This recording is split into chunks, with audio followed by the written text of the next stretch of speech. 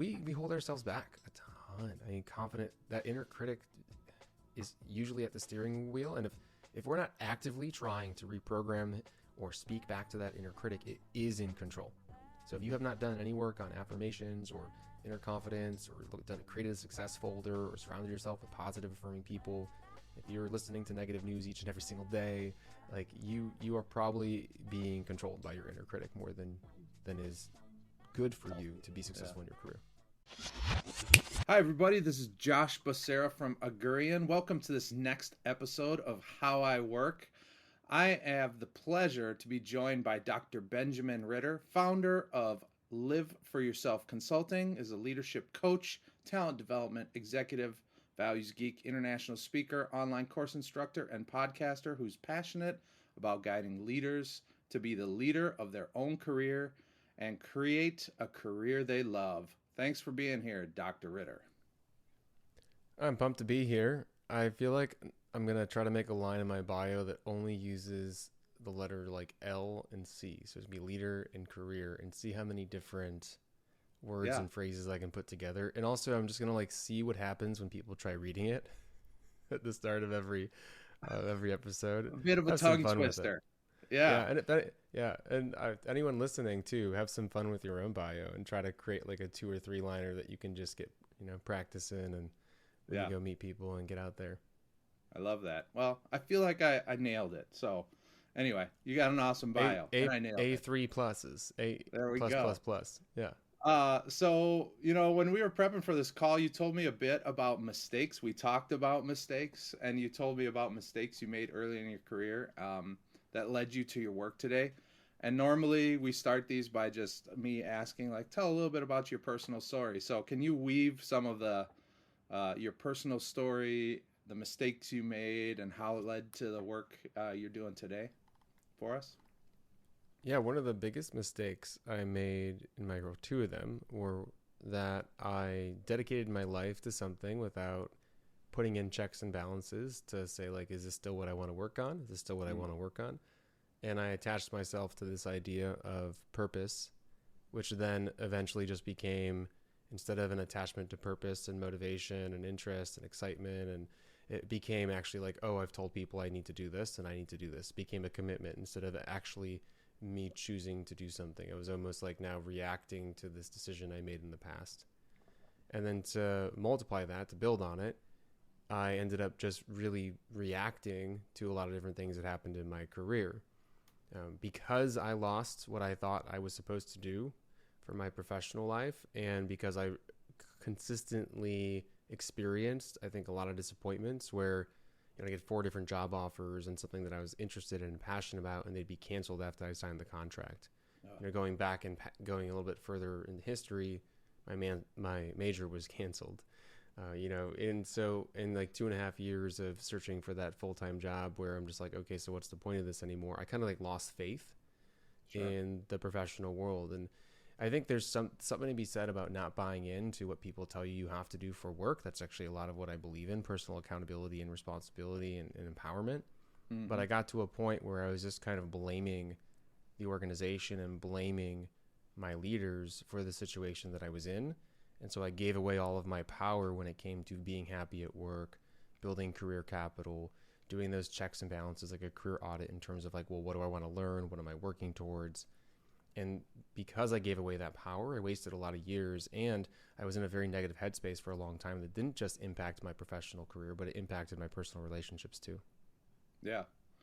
Yeah, I mean, I definitely have had ins and outs with that, like, negative headspace. And I do love that you're kind of telling people it's up to them to take control, like be the leader of your own career. So what are some of the like common barriers you see people running into or creating for themselves? And like, how can people in fact take control of those careers? The biggest barrier kind of like related. So it's one, my passion is more important than me. And my job is my career, my job is myself. And both of those give away our own personal brand to something else. They give away like that we are the curator of anything that we're interested in. And so if you think that something is more important to you, like you have a meaning greater than your own health and wellness and, just enjoyment of life, then you're going to make choices that don't actually serve you and that serve something that is less than you, that isn't as important as you. And you're going to get narrow-minded. You're going to niche yourself in. You're going to limit your experiences, and that's going to limit your professional career overall. If you think that your job is more important than you, then very similarly, you're going to not have proper boundaries. It's going to impact your health. You're actually going to perform worse. I see this happen a lot with the executives I work with. They kind of feel like they have to fall on the sword a lot. They have to do everything, but they feel like they have to do everything because they don't believe in themselves enough and they're worried what other people think about them.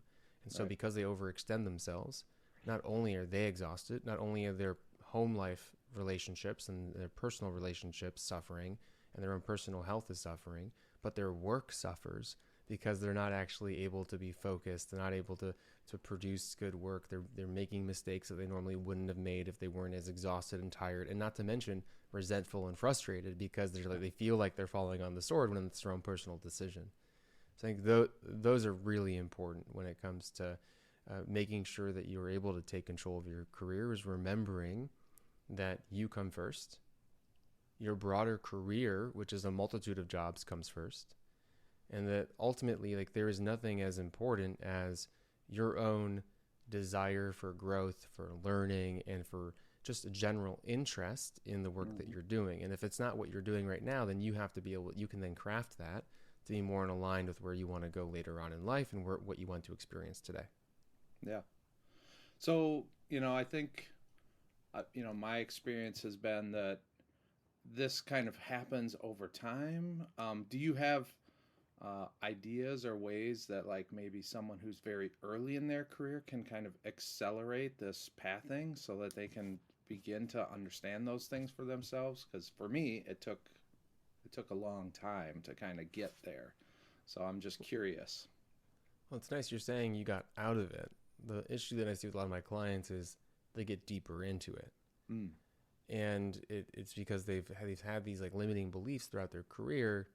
And if you keep making decisions that aren't really for you, if you keep focusing on being worried about what people think of you in the workplace, and thinking that your work is more important than your health or the relationships or the people that know about your work, then you're going to continuously dig this hole, even if you grow in your career, right? Because again, I'm working with senior executives in organizations, COOs, CEOs, SVPs, CFOs, and like all these individuals are suffering with those beliefs. They don't believe in themselves. They're worried what people are thinking about them. They don't have proper boundaries when it comes to work. They've never stopped to ask themselves, who am I? Because they've always thought of themselves as, this is my job, this is my title. And if you don't know who you are, then you don't understand what your professional brand is, and you can't communicate that, build powerful relationships that are going to help, really exponentially increase your success. Yeah. But so I'd say, like, if we were going to talk about people early in their career, then I would kind of give a little bit of a bit of advice, because usually later on we've had experiences that could then help pick our path forward. Where when we're earlier on in our career, I would say, please don't pick your path too soon. Right. And the paths that you should pick in your career should really be more focused on, how do I explore as much as possible to learn what I want to actually focus on later on in life. And we can, because if we narrow ourselves in too soon, it becomes a lot harder to make the pivot further on in our career. And we can. For example, I pivoted my career in 3 years, right? From healthcare to business operations and performance improvement to talent and leadership development. But it could be a lot easier if you keep your options open in the beginning. And it's not to mean not to invest in something, not to try something out, but to continue exploring. Listen to a podcast that you wouldn't normally listen to. Go get a coffee chat with someone in a different industry. Go to a different networking event that you normally wouldn't go to. But early on in your career, you're able to take risks because your earning potential is actually a lot less than it will be when you're older. Like the extra $10,000 you're going to make at that job that's going to work you to 100 hours a week is going to be, it's going to be a week later on further in your career when you're earning more per, because of your position, salary, etc. Yeah. I do love that.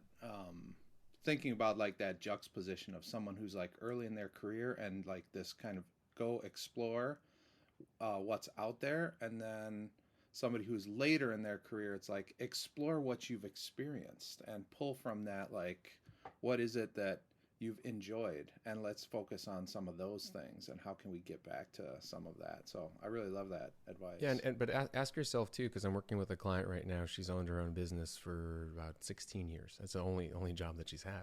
Yeah. And so now she does actually have to go explore. Like, she can look at the things that she's enjoyed in her business and the success that she's had, the clients that she's had. But a lot of it is also, wow, you've been living in this bubble. Like, you don't know what actually exists. So even if you're further in your career, ask yourself, where am I, like, from a broader perspective? Like, don't look at your age, look at like what you've experienced so far from an organizational perspective, those experiences from an industry perspective, from a skills perspective, from an environment perspective, from the people around you. Because, for example, I didn't know that organizational and talent development, like this industry, existed until I was paired up with my own coach working in healthcare, who was managing our emerging leaders program across 13 different sites. And I go, wow, I didn't know what you did for a living was a thing. Yeah. This resonates with a lot of the interests that I have, because I did a career audit at the time with coaching, professional development, and still kind of have that business strategy component to it. And that allowed me then to go explore that industry. Cool. So I want to get back to something you said a little bit earlier in the conversation, which was about how kind of people are defined. Many times they define themselves by their work, right? So you and I both spent some time working and traveling overseas.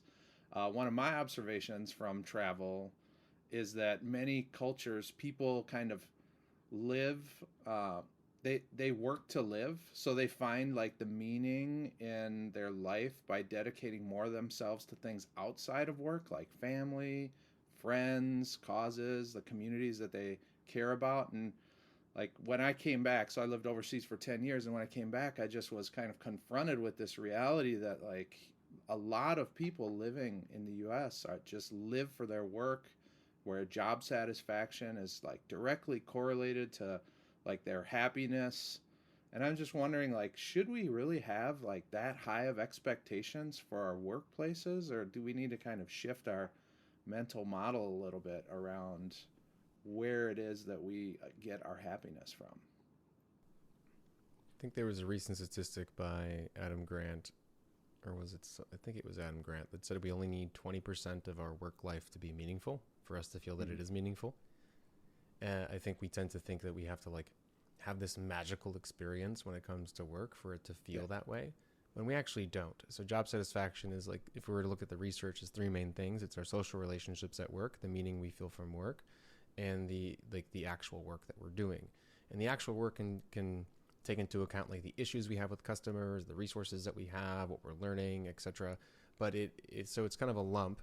But if we can do something in each of those categories, it doesn't have to be 100%, right? So we can have one person at work that we really love working with. And I see this actually a lot more so with my international clients that go into work, and the people they've worked with, they have some longevity, a little bit more at their positions, and they've developed these really strong relationships where it's like, this is what they go to work for.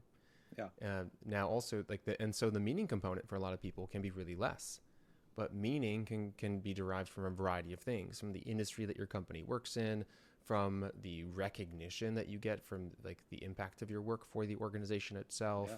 So there's different ways to say like what is meaningful. It doesn't mean that you have to be volunteering and building homes like in a third world country. It can be something else, right, like very internal to you specifically based on your perception. And then the actual work itself could be, I'm learning new skills, or I feel confident in the work that I'm doing, or there's a little bit of challenge and novelty, or it's something that I personally respect about myself and the work that I'm doing. So like we can have those in positions that really, or in anything. This is why people are completely happy, like raking the leaves to someone working to feed the children across, like in a whole different country, because that person is taking something special from the work. And this is where self-leadership comes from, right? Being the leader of your own career. If you're doing something today, and this is what you have to do, how can you find a way to enjoy those three pillars so that you are happy at work? Because if it's paying the bills and it's helping you grow, or even if you don't want to grow, it's doing what it needs to do for a job, then let's be happy.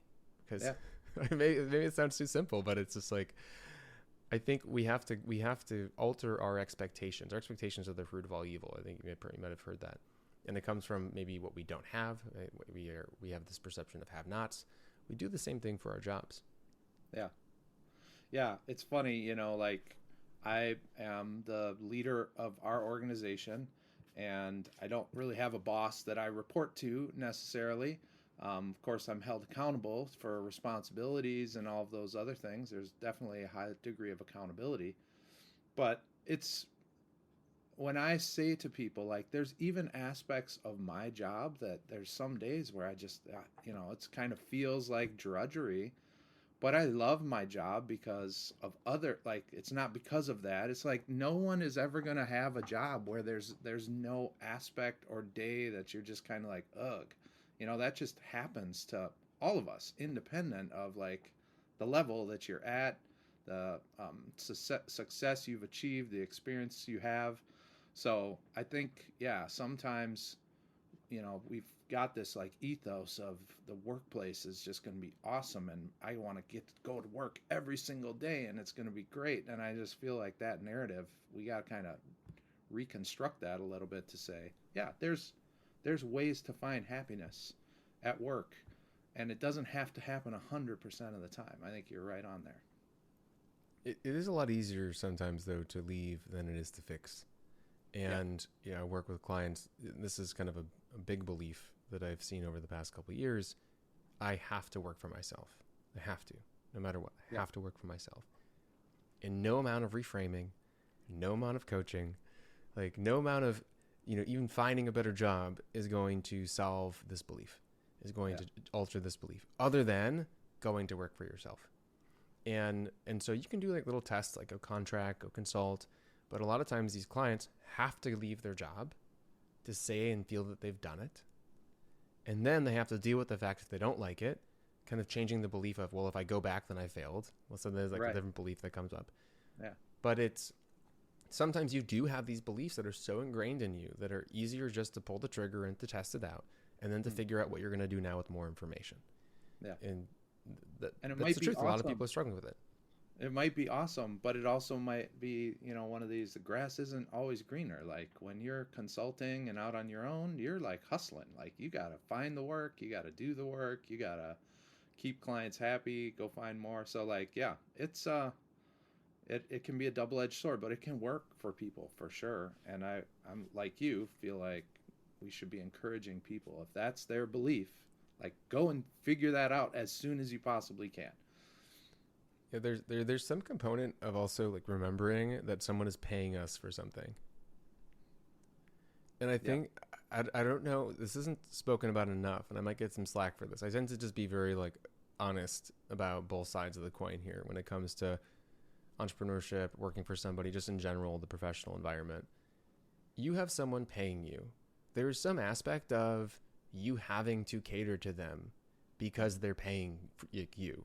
And like, they selected you because you're supposed to be good at your job, but you also selected them. And so it's this mutual relationship where you need to provide something and they need to provide something. And sometimes there's organizations that will provide it in a way that caters more to the things that you need. Yes. And a lot of times you also need to ask for the things that you need. Usually that's actually the bigger problem. People don't feel like they can ask for what they need, but you're still getting paid. And so remember that, that's a huge benefit, right? Like you could say whatever you want about society. You shouldn't have to do this. Why do we have to work, etc. Well, you can go move somewhere and probably live off of very little, and you could be a dive instructor or whatever you want to do, and you'll be fine. But if you want a certain lifestyle, then like value that, or value the fact that your organization is paying you as much money as it is to do the work that you do. Because let's be fair, if you're listening to this and you're working more than 20 to 25 hours a week, then you're doing something wrong, because you're not being as efficient potentially as you could be within an organization, especially if you're working in a full-time position. And I saw your face a little bit, but like I think there's some studies that actually show that that's generally the amount of time that people work a day. There's like 2 to 3 hours of incredibly productive and efficient work that someone is doing during the day itself. And a lot of the other stuff is like going to the bathroom, getting food, chatting with a friend, maybe sitting in a meeting and not paying attention. And so people think it's work, but a lot of times it isn't. Yeah. I was just on a LinkedIn thread where it was talking about productivity, and my comment, I guess, in there was like, we need to figure out how we can trust people enough so that they can do the work when they're feeling the most productive, right? Like we need to like not constrain people by like saying come into the office from this hour to this hour and like so anyway, we're definitely full hybrid, but I'm a big believer that when you let people be the most productive when they're feeling the most productive, you'll get the best work out of them for sure. Yeah, very true. I mean, last night it was about 10 o'clock at night, and I was sitting and creating presentations for a leadership workshop. So it's like Yeah. that's when I felt like doing it, right? Just based on my life that was there, and I think we have to have that level of freedom for people, and I think trust is huge. The level of trust. I heard about someone that got a job about 6 months ago. I didn't know this existed. This blew me away, and they had to work from their computer with a camera on for the entire day. And there was someone that was paid to watch all of the people working from their computers. Wow. Yeah, that's a level of control that I'm not interested in having. Like that is the antithesis of trust right there. So yeah, that's hardcore. I would run away from a job like that. So let's get into something interesting that you've brought to the world. So one of your programs is called the 3 C's of Self-Leadership. Another tongue twister, the 3 C's of Self-Leadership. What are the 3 C's and how did you land on them? The 3 C's are clarity, confidence, and control. And so when I first launched Live for Yourself Consulting, I wrote LIVE. It was an acronym on the back of a napkin flying out to California when I was in the doctorate program for organizational leadership. And LIVE stands for life, intentions, values, and expectations. And so when I initially started coaching, I built my program based on those pillars. Mm-hmm. Life is goals, intentions are your intentions, how you show up, V, values are what you stand for, what's at the core for you are, E is expectations. And so it's like, what do you actually expect of yourself and the relationships of the people around you? And you kind of went through this decision-making framework to help you achieve what you wanted to achieve in life. And as I was working through clients, I realized that there were certain traits that clients had that made them more successful in the program. And so I started kind of doing some analysis of the people that I've worked with, and I go, okay, so interesting. Clarity. So clarity of goals and values. That's one pillar that made a huge difference at the start of everything, and that's what we ended up working on most of the time. Yep. Then there was this personal belief in themselves. So who's at the steering wheel, the inner champion or the inner critic, and do they have the skills they need to achieve the goals that they've set for themselves, as well as goals that align with their values, or not goals, skills that align with their values, because that then dictates how they feel about themselves as well. And then once they have clarity and they have confidence, how are they showing up? What is their environment like? From their social relationships to the professional relationships to the environment that they live in each and every single day. And does that help? Does that support them showing up in a way that aligns with their values and their goals? And the clients that had those 3 things within their life at the time were more easily able to implement the framework. The clients that didn't, it was like we had to actually work on those areas. And I go, hold on a second. I think I'm focused on the wrong thing.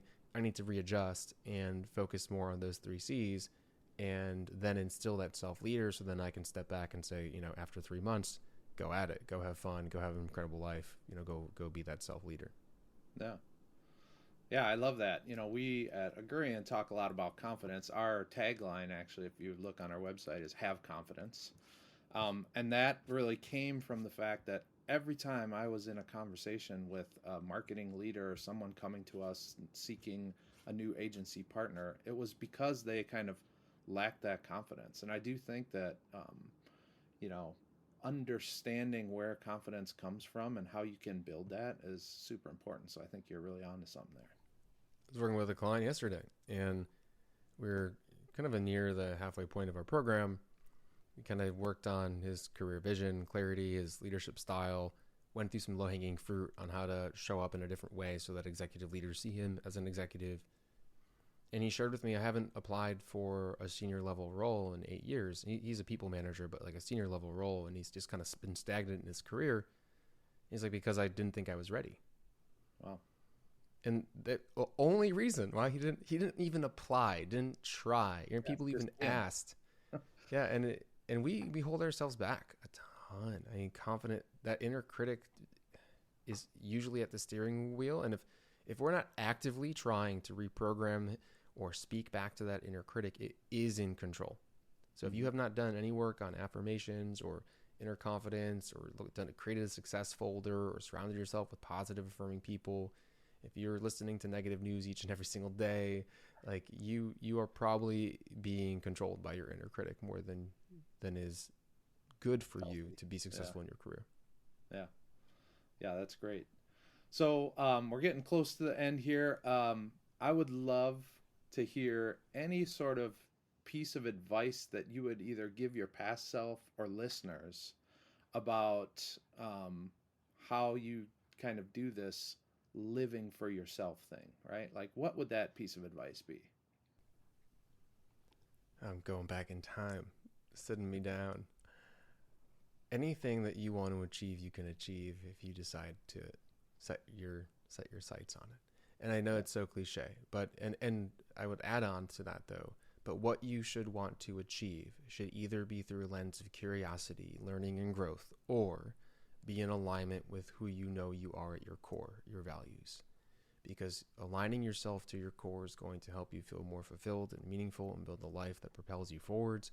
And being curious and focused on learning and growth is going to help you understand yourself more as well as your values.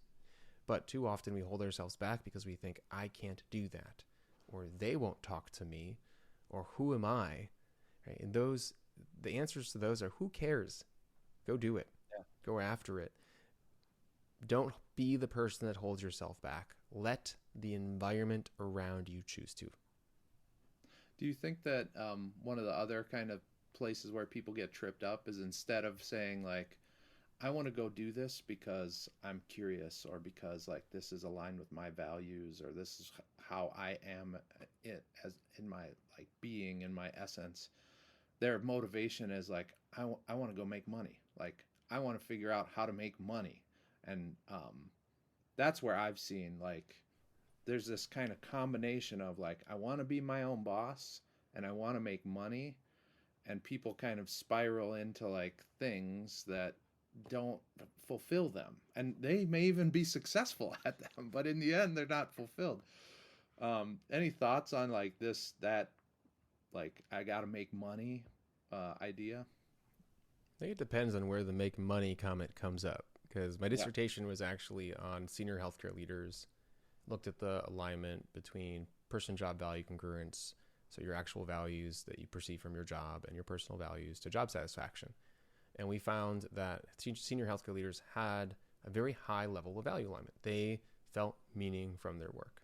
Yeah. Well, once you feel meaning from your work, guess what they still wanted? Money. Yeah. and so I'd say like, my Savta, my grandma, had this quote. She said, to health, wealth, and happiness. Yeah. And I love that quote. I believe that they're three incredible pillars. You know, cheers to her all the time. But I think when you have health and you have happiness, like, you might sometimes want to put wealth first for a little bit, because then you go, how can I maximize my wealth doing the things that I love doing? Now, if you do those out of order, then eventually you're going to burn yourself out, feel stuck, feel underutilized, wonder what you're doing with your life, and have kind of a crisis, and then come hire me. That's fine. But and then you have the money to hire me, so that's good too. But I do say we have to make sure that the order is correct, because when we're younger, we can focus on health and happiness, right, and values more, because our earning potential is less, and so we're not really sacrificing that much. Now, I have worked with a lot of clients that gave up very high level income, high salaries. They've saved appropriately, or even just they're just like, I just need to be happy. I need a different life. So, short answer to your question would be yes. Yeah, I like that. Health, wealth, happiness. Those are good pillars. All right. So last question.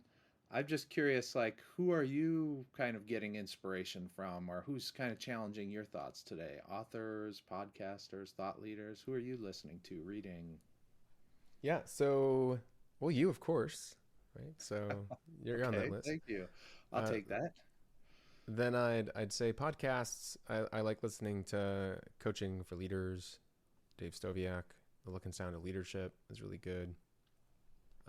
I try to mix it up sometimes. So I'm listening to like a supply chain podcast right now called Limited Supply, Interesting. and How to Be a Better Human by TED School of Sales. But so like one of the books that was recommended to me to recently, because I have an athletic background and my mind held me back terribly. One of my Bibles as a kid was Mind Gym, which was a book basically about mental confidence in athletics. So someone recommended the Mindful Athlete. So I'm reading that right now. The Mindful Athlete, and a book called Buy Back Your Time. Okay. Love it. I'll have to check out some of those resources. Well, I want to thank you so much, Dr. Ritter, for being on the podcast today. I love having these types of conversations about like how it is we can achieve what we want to achieve in life without, giving up things. And I think your work is amazing. So appreciate your time today. Thank you so much for having me. I appreciate it. Awesome. All right, that'll do it for this episode of How I Work. Thanks, everybody. Bye.